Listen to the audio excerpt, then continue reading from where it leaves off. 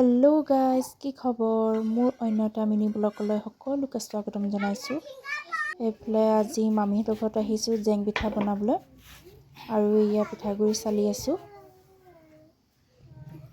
আৰু এইফালে বাইকে চালি আছে পিঠাগুড়ি।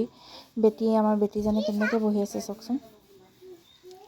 আমাৰ এজনী বহুত উস্তাদি। আমাৰ বেটী কি কৰি আছে জান?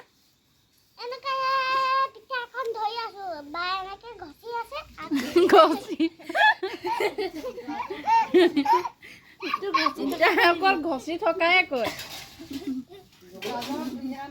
চালি আছে।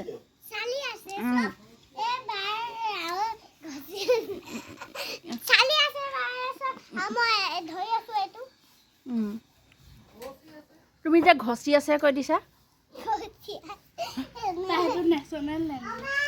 আৰু এইফালে আমাৰ পিঠাগুড়ি চলা হৈ গ'ল। এয়া জোনালীয়ে বনাইছে ফাৰ্ষ্ট টাইম, আৰু মামীয়ে বহুত ধুনীয়াকৈ জানে বনাবলৈ। মই পিছে ইমান ভালকৈ নাজানো, শিকিছোঁ আৰু লাহে লাহে।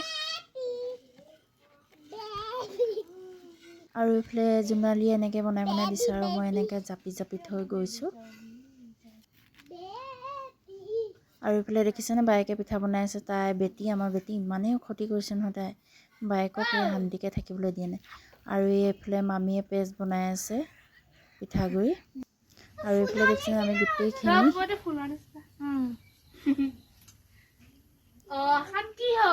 আৰু এইফালে আমাৰ জেং পিঠা বনোৱা হৈ গ'ল। কালাৰিং বনাইছোঁ আৰু ঈদৰ কাৰণে। আৰু এয়া হৈ গ'ল আজিলৈ, মানে বাই।